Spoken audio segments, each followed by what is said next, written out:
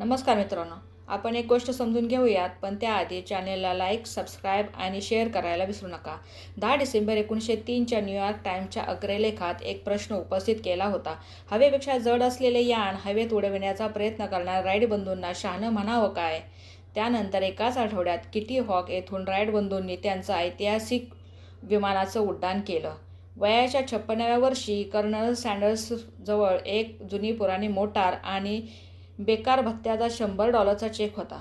काहीतरी केलं पाहिजे असं त्याला तीव्रतेनं जाणवलं.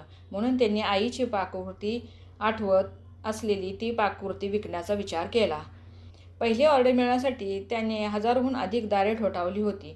आपल्यापैकी कितीतरी जण 3ऱ्या, 10व्या, 100व्या प्रयत्नानंतर प्रयत्न सोडून देतात आणि तरीही आपण म्हणतो की आम्हाला शक्य होते तेवढे प्रयत्न आम्ही केले. कर्नल सँडर्सची ती पाककृती आज जगभरात केंटुकी फ्राईड चिकन म्हणजेच KFC या नावाने प्रसिद्ध आहे. दुसरी गोष्ट अशी की व्यंगचित्रकार वॉल्ट डिस्ने यांच्या आयुष्यातील ही गोष्ट आहे. उमेदवारीच्या काळात वृत्तपत्रांच्या संपादकांकडून त्यांची चित्रं माघारी पाठवली जात असत. एक दिवस चर्चमधील एका धर्मोपदेशकाने काही व्यंगचित्र काढण्यासाठी त्यांना बोलावले. चर्च शेजारीच उंदरांचा सुळसुळाट असलेल्या एका खोलीत डिस्ने काम करीत होते. एक छोटासा उंदीर पाहून त्यांना उंदरावर आधारित चित्रमालिका तयार करण्याची प्रेरणा मिळाली.